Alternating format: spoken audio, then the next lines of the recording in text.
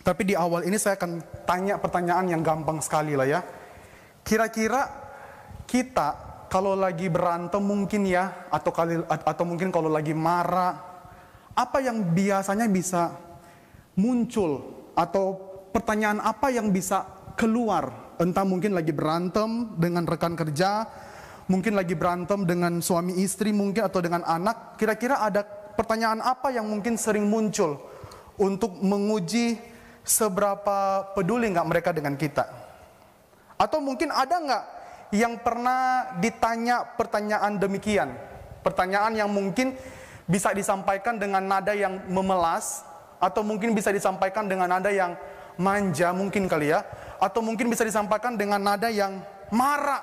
Marah karena pasangan, marah karena rekan kerja, marah karena partner. Tidak begitu. Ini kali ya pertanyaan yang umum kita bisa lihat ya. Oke. Ya, kok nggak peka sih? Kira-kira gitu. Pernah nggak kita melempar pertanyaan ini, atau orang melempar pertanyaan ini ke kita, entah dengan nada yang memelas, marah, atau mungkin dengan nada yang bercanda dan manja. Mungkin kalau kita pasangan suami istri ya, "Babes, kok kamu nggak peka sih?" Kira-kira gitu ya. Kok kamu nggak peka sih? Mungkin antara suami istri, orang tua ke anak, atau mungkin rekan kerja, kira-kira begitu. Ada nggak? Pasti pernah ya, pasti pernah kita bilang, "Kok kamu nggak peka sih? Kok kamu kurang peka sih?" Kira-kira begitu. Kenapa? Karena berbicara mengenai kepekaan itu penting. Ya nggak sih? Bayangin kalau kita jadi orang yang nggak peka. Bayangin coba kalau di rumah suami kita nggak peka sama kita. Kita udah sakit, dibiarin aja main game. Kira-kira gitu ya. Mungkin istri udah capek, suami nggak bantu. Atau mungkin anak udah sedemikian rumit dengan tugas sekolah, orang tua nggak pernah mau tahu, nggak peka. Iya nggak? Berbicara mengenai orang yang nggak peka itu, wah luar biasa sekali. Dia bisa merugikan diri dia, atau juga bisa merugikan sekeliling dia. Makanya pertanyaan ini juga bisa disampaikan dengan nada yang marah. Kok kamu nggak peka sih? Karena pasti ada dampak-dampak yang serius dari orang yang nggak peka. Apalagi ketika berbicara mengenai kepekaan rohani. Iya enggak? Bayangin coba kalau kita sebagai anak Tuhan sampai kehilangan kepekaan rohani. Sampai kehilangan hati yang peka, hati yang takut kepada Tuhan. Sampai kehilangan hati yang betul-betul serius kepada kerohanian kita. Mungkin ketika kita bekerja, kita dikasih tanggung jawab, kita kehilangan kepekaan rohani itu. Apa yang terjadi? Pasti akan banyak hal-hal yang fatal yang bisa terjadi. Hal kecil pun bisa terjadi, apalagi ketika orang gak punya kepekaan secara rohani. Kenapa butuh? Kenapa butuh? Karena penting. Karena kadangkala, ini satu kutipan ya, satu kutipan yang saya temukan di satu postingan ya, kata Mas Paul ya, Mas Paul David Tripp bilang begini, dosa tidak selalu terlihat berdosa bagi kita, terkadang terlihat indah. Itulah mengapa kita membutuhkan kasih karunia untuk melihat dosa apa adanya, gelap, berbahaya, memperbudak, dan merusak. Maka coba bayangkan kalau kita nggak punya hati yang sangat serius dan peka, maka kita akan mudah sekali untuk merasa tidak apa-apa padahal itu berdosa. Karena kadangkala memang kenyataan, dosa itu bisa terlihat tidak berdosa bagi kita kalau kita kehilangan itu. Dan ini yang terjadi dengan tokoh pada malam hari ini akan sama-sama kita bahas. Tokohnya sudah terkenal seperti Pak Albert mungkin ya, terkenal seperti saya mungkin juga ya, terkenal dalam kalangan kecil lah ya, kira-kira gitu. Ya, kira-kira gitu ya. Maksudnya tokoh yang terkenal, tokoh yang hebat, tapi sayang sekali kepekaannya kurang.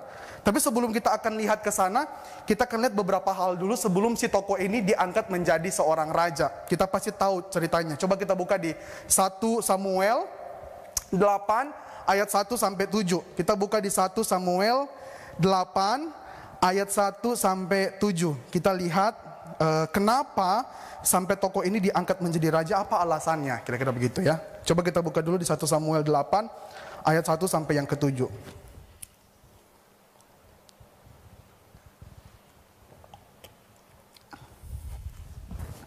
Oke, kalau sudah menemukannya, saya baca dari ayatnya yang ke-5 ya, kira-kira begini bunyinya.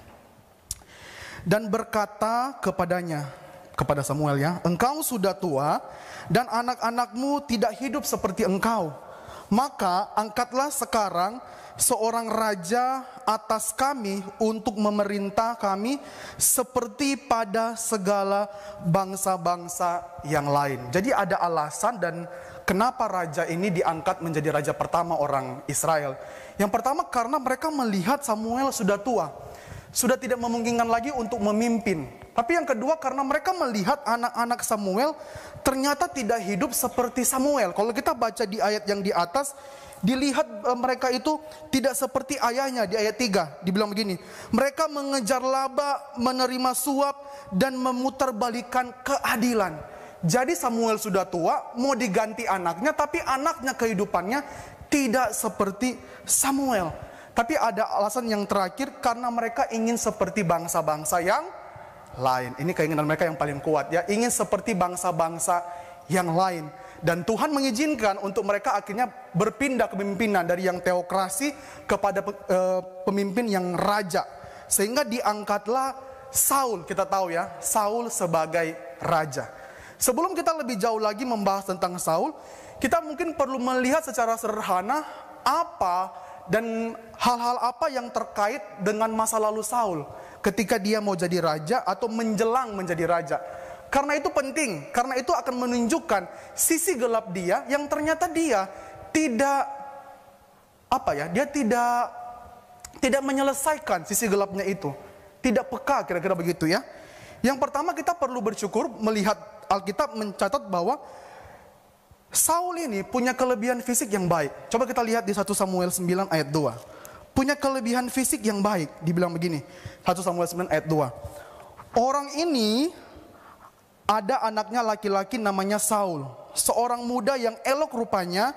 Tidak ada seorang pun dari antara orang Israel yang lebih elok daripadanya.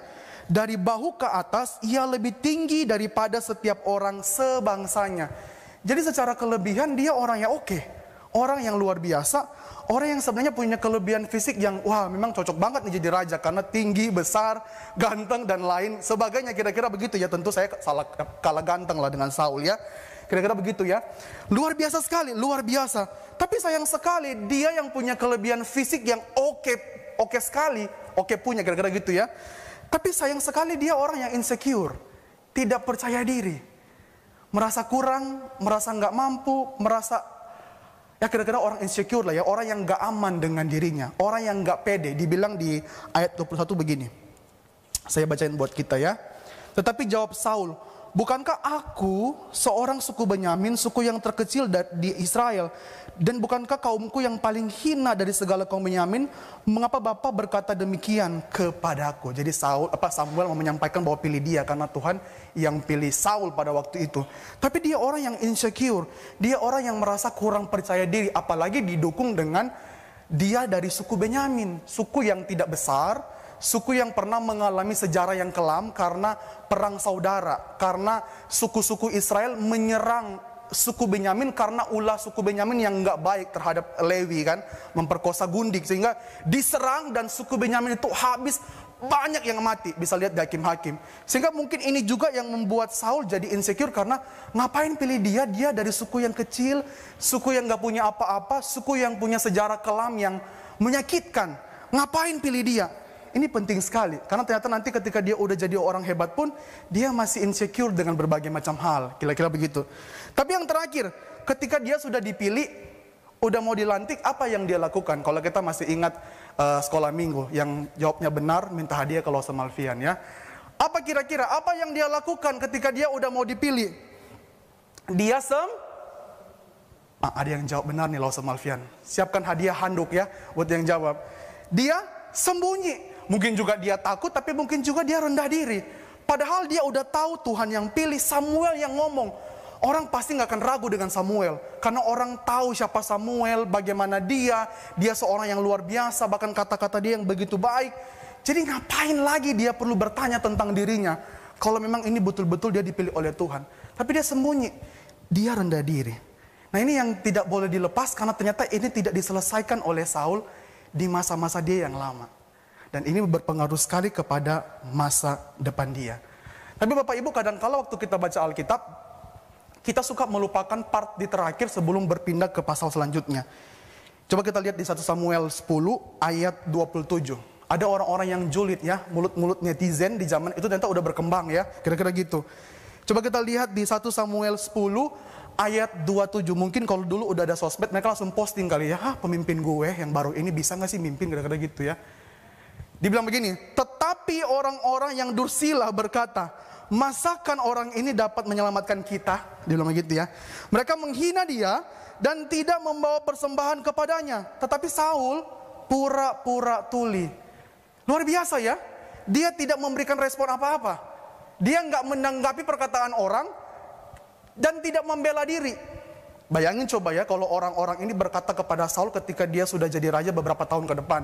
Orang ini mungkin langsung ditembak dari jauh kali ya, atau langsung dipukul. Ini kita kelewatan. Saya waktu lihat bagian ini, Saul bagus sekali ya Saul ya. Dia nggak marah, dia nggak bela diri, padahal dia orang insecure. Bisa sebenarnya pada waktu itu dia langsung down.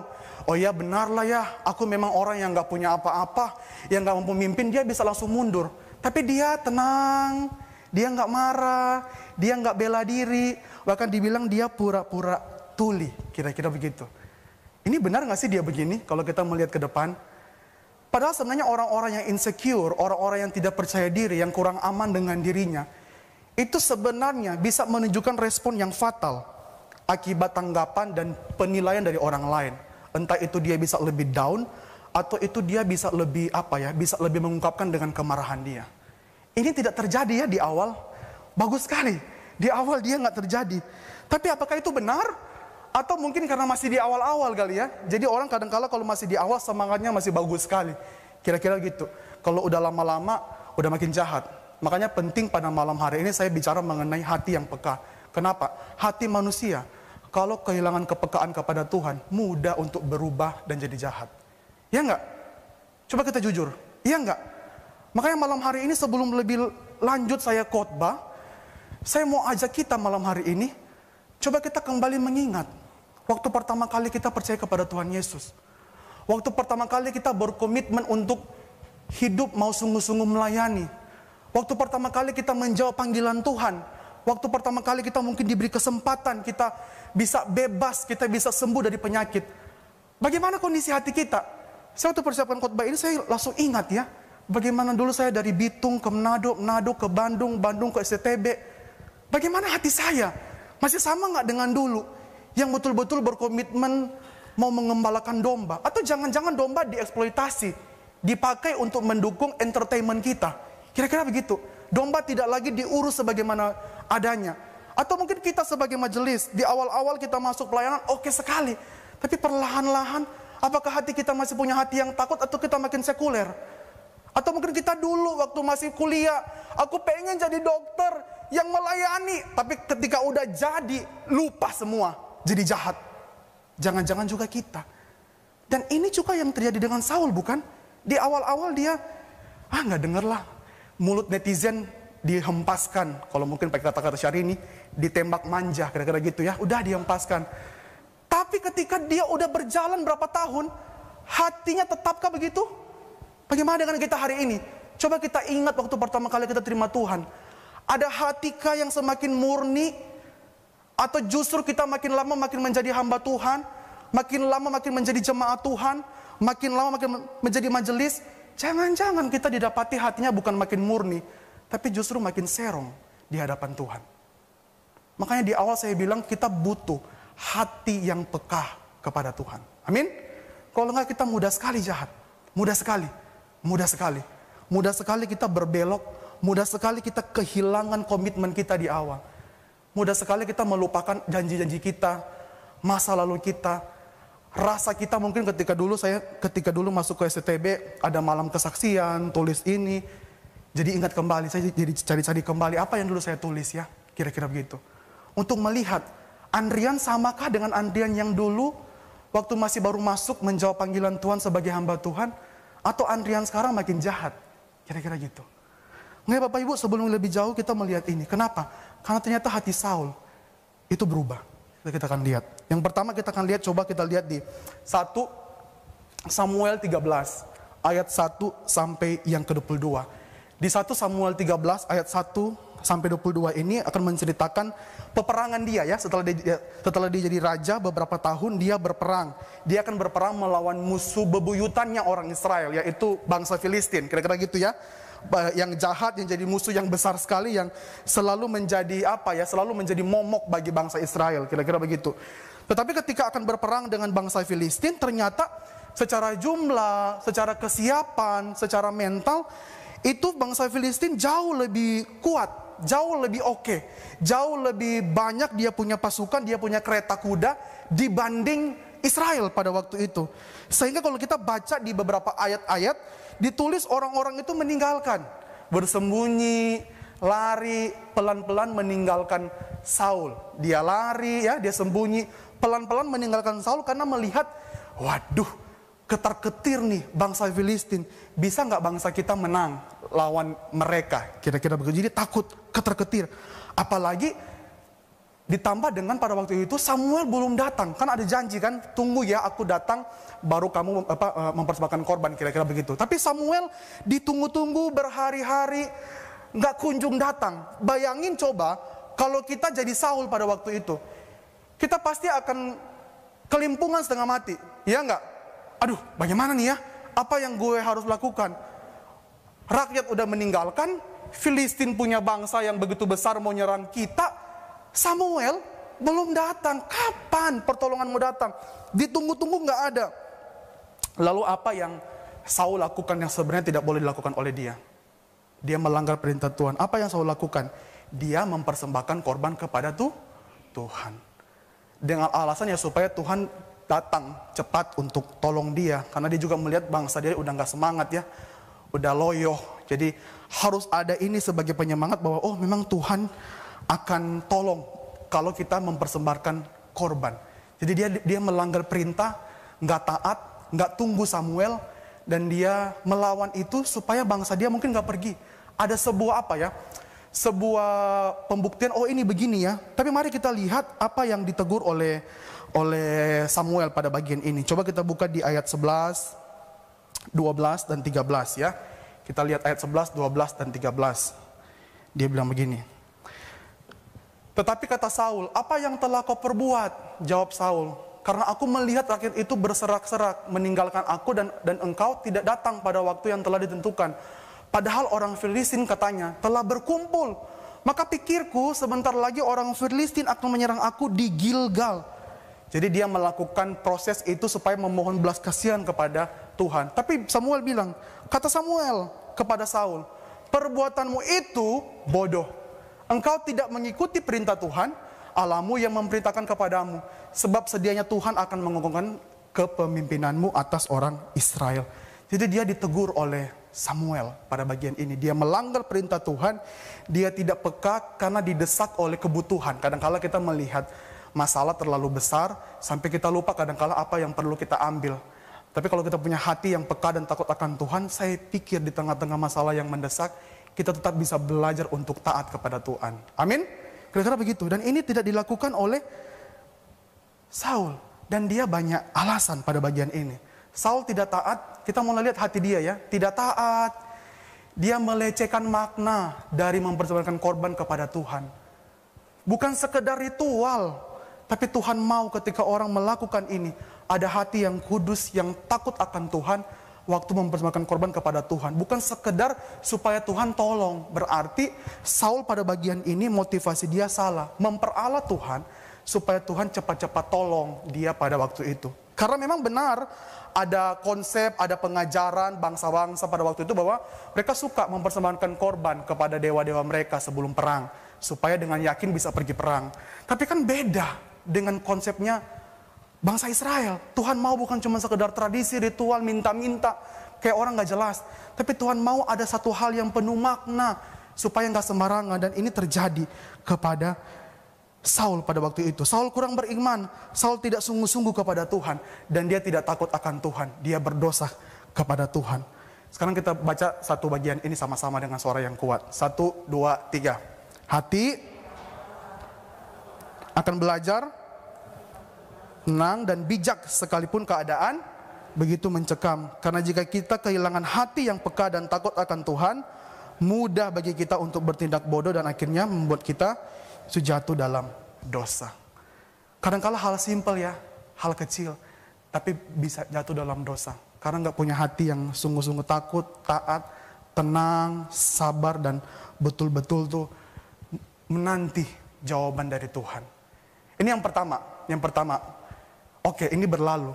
Tapi apakah dia bertobat? Sekarang kita akan lihat Samuel punya perintah melalui Tuhan kepada Saul. Coba kita lihat di bagian ini. Saya bacain buat kita ya. Berkatalah Samuel kepada Saul, aku telah diutus oleh Tuhan untuk mengurapi engkau menjadi raja atas Israel, umatnya. Oleh sebab itu, dengarkanlah bunyi firman Tuhan. Beginilah firman Tuhan semesta alam. Aku akan membalaskan apa yang dilakukan orang Amalek kepada Israel, karena orang Amalek menghalang-halangi mereka. Ketika orang Israel pergi dari Mesir. Jadi pergilah sekarang, kalahkanlah orang Amalek. Perhatikan, tumpaslah segala yang ada padanya dan janganlah ada belas kasihan kepadanya, bunuh semua. Jadi kira-kira gitu ya. Jadi jangan disisakan, tumpas. Jelas ya di awal perintah Tuhan, jangan menyisakan, tumpas semua, habisi semua. Tapi apa yang dilakukan oleh Saul? Ketika Tuhan perintah begini, apa respon dia? Apa yang dia lakukan? Ternyata kalau kita baca Alkitab, dia membelot ya. Dia ternyata tidak membunuh, dan dia bilang begini, tetapi Saul dan rakyat itu menyelamatkan Agag dan kambing, domba, dan lembu-lembu yang terbaik, dan lain sebagainya. Dan mereka tidak akan tumpas bagian itu. Jadi dia nggak taat lagi. Dia biarkan, dia tahan, dia tidak mengikuti perintah Tuhan melalui Samuel pada bagian ini. Lalu Samuel datang. Ketika Samuel datang, sama seperti tadi di awal ya, dia datang, Saul pada bagian ini bohong. Dia bohong. Ketika Samuel sampai kepada Saul, berkatalah Saul kepadanya, diberkatilah kiranya engkau oleh Tuhan, aku telah melaksanakan firman Tuhan. Jadi dia bohong ya. Terus Samuel dengar, kok ada bunyi binatang ya, kira-kira begitu. Lalu dia mengakui, tapi dia bilang, kan ini kan buat Tuhan. Aku sengaja nggak bunuh semua, aku pilih yang bagus-bagus supaya aku persembahkan kepada Tuhan. Dia sekali lagi, Saul pada bagian ini nggak punya hati yang peka dan takut akan Tuhan. Dia sembarangan, dia nggak taat firman Tuhan, dia nggak merasa bersalah, dan dia nggak jujur terhadap apa yang dia lakukan. Di mana hati dia pada bagian ini? Dia nggak takut, dia nggak taat kepada Tuhan. Tuhan nggak butuh korban, Tuhan kaya. Tuhan bilang di Mazmur ya, yang dia butuh itu kita, hati kita yang betul-betul sungguh-sungguh kepada Tuhan. Dia bilang kan, aku kaya, kalau aku lapar tinggal aku ambil. Tuhan mau lihat diri kita yang sungguh-sungguh, dan ini tidak terjadi kepada Saul. Dan Saul sekali lagi melakukan hal yang gak baik. Hati dia gak jujur, dia merasa tidak bersalah. Dan bahkan pada bagian ini, dia betul-betul sungguh tidak baik. Maka kita bisa melihat ya, hati dia yang pelan-pelan berubah. Bahkan terakhir saya ambil 3 bagian aja. Dan terakhir kita akan lihat bahwa ternyata di awal dia mampu tahan mulut netizen. Tapi ketika dia udah jadi raja beberapa tahun, diomongin sama perempuan-perempuan, dia nggak tahan mulut netizen. Kita lihat ya. Coba kita lihat. Pada waktu dia pulang ya, ketika Daud kembali sesudah mengalahkan orang Filistin, keluarlah perempuan-perempuan dari segala Israel, menyongsong Raja Saul sambil menyanyi dan menari-nari dan memukul rebana dengan bersukaria dan dengan membunyikan gerincing. Dan perempuan-perempuan itu menari. Dia bilang begini, Saul mengalahkan beribu-ribu musuh, tetapi Daud berlaksa-laksa lebih banyak. Lalu Saul dibilang marah. Dia marah dengan sangat karena perkataan itu menyebalkan hatinya. Sejak hari itu Saul mendengki kepada Daud. Di mana respon dia yang good di awal tadi ketika dengar ini? Berubah ya? Berubah. Apa di awal itu cuman kamuflase? Orang hari ini bilang ya cuman tipu-tipu lah ya. Dunia tipu-tipu. Kira-kira begitu ya. Tipu-tipu. Di awal bagaimana? Dia berubah ya. Dia nggak tahan dengan mulut netizen seperti cabai, kira-kira gitu ya. Apalagi kalau hari ini dia tinggal di Indonesia ya. Aduh, lebih parah lagi ya mulut-mulutnya ya, kira-kira gitu. Dia nggak tahan. Dia marah. Di mana dia yang pertama yang pura-pura tuli, yang nggak marah, yang nggak kasih respon. Sekarang dia marah dan dia membahayakan hidup Daud. Padahal dia yang kasih kesempatan kepada Daud. Ngapain dia perlu insecure? Tapi lihat ya, sisi gelap dia nggak bereskan. Dan dia insecure, merasa iri hati, tersaing dengan orang yang jauh di bawah dia. Tapi dia merasa takut. Karena itu hati yang gak peka, hati yang gak dikoreksi, hati yang gak dipupuk dengan firman Tuhan jadi begitu. Maka bagaimana dengan kita hari ini? Hati kita bisa berubah. Jangan bilang kita hamba Tuhan, hati kita bisa berubah jadi jahat. Kalau kita gak betul-betul takut kepada Tuhan. Maka di terakhir saya akan tutup dengan satu buku yang saya baca. Saul ini dikategorikan sebagai pemimpin yang paranoid. Kalau kita buka Google, cari di internet, apa sih paranoid itu, pasti akan muncul sama seperti yang saya cari. Paranoid itu kurang lebih begini, masalah psikologis yang ditandai dengan munculnya rasa curiga dan takut yang berlebihan.